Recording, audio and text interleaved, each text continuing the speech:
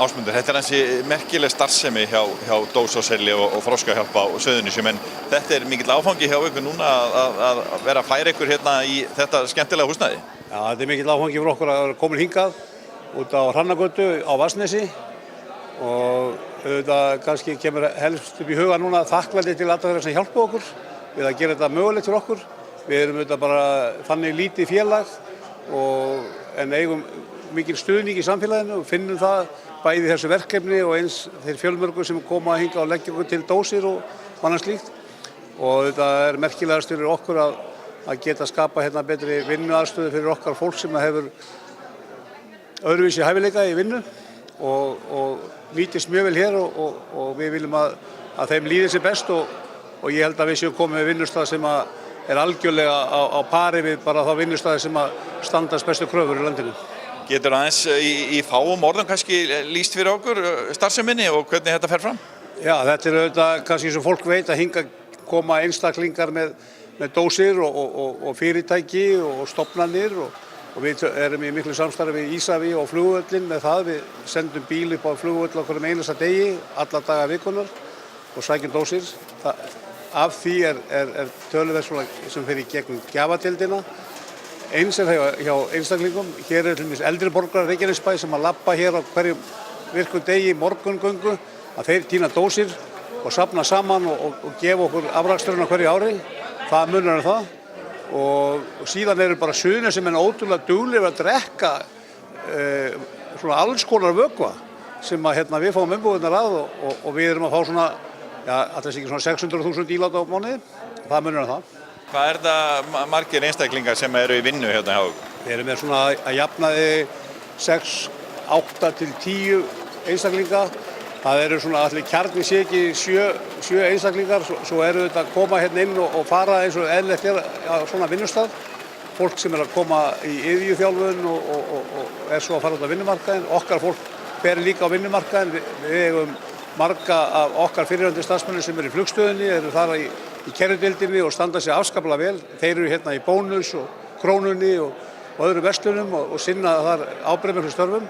Og það er auðvitað bara mikilvægt fyrir samfélagið að þetta fólk vinni sína vinnu, borgi sína skatta og standa á eigin fótum eins og við viljum öll gera. Og þessar einstaklingar sem að vinna hérna, þið náið að greiða þeim laun eins og en þú varst að nefna það í þinni ræðu að það draumur væri að geta látið þau fá, eins og maður segir, full laun eða alvöru laun? Já, við höfum samið við Verkalýðs- og sjómannafélagið Keflavík það að okkar starfsmenn fái hálf laun við ákveðin taxta hjá Verkalýðs- og sjómannafélaginu. Það draumur okkar núna með bættri aðstöðu og geta auki verðmæti framleiðslunnar með því að minnka flutningskostnað að þá munu tekjur starfseminnar duga til þess að fara á næsta stig að borga full laun. En það er auðvitað þannig að þeir einstaklingar sem að vinna hjá okkur, þeir hafa rétt á bótum eða öryrkjabótum frá ríkinu. Þeir eru auðvitað á þeim, en þegar eru auðvitað að hafa mikla tekjur sem hér eru, að þá mínusast það frá bótunum.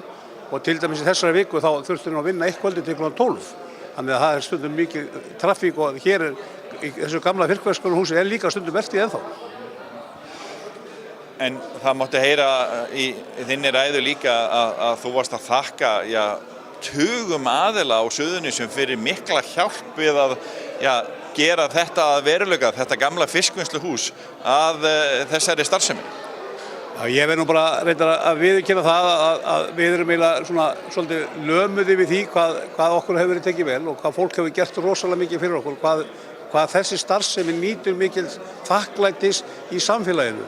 Og það er auðvitað það sem skiptir svo miklu máli og sýnir í rauninni hvað þetta samfélag hér á Suðurnesjum er sterkt. Að vilja vega þessar starfsemi sem mestan. Við ætlum okkur að halda áfram á þessari braut með góðra manna hjálp og við eigum hérna ónýtt tækifæri í þessu húsi. Við ætlum að sjá hvað við getum gert í því og tíminn mun leiða það í ljós. En ég vil sérstaklega þakka Reykjanesbæ og Ísafía og Braga Guðmundsssyni og Sigurði Ingvarssyni og fleirum. Þetta eru svona stóru aðilar hérna bak við okkur.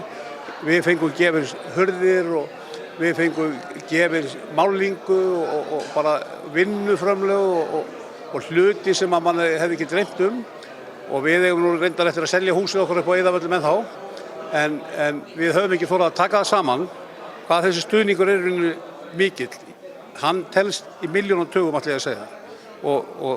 Og ég er algjörlega samfærður það að þegar við verðum búin að ná því öll í hús að þá er þetta einhver mesti stuðningur sem að einhver samtök og söðli sem hafa fengið bara mjög lengi. Svona í blálógin, það verða vélar hérna afkasta meiri, verðið þið með afkasta meiri starfsemi en á gamla staðnum? Í lok sumars þá mun önnur lína, flokkunarlína bætast við starfsemina sem mun þýða bara tvöföldun afköstum. Það mun þýða það að langur vinnudagur geti styst eitthvað. Það mun þýða bara fljótari og skarpari þjónustu fyrir okkar fólk. Við erum hérna, okkar viðskiptavinir hafa nú stundum þurft að vera hérna nánast út á götu þegar mest traffíkin er. Við vonum að með haustinu þá sé það liðin tíð og starfsfólki okkar og viðskiptavinir fái bestu mögulegu aðstöðu sem að kostur á.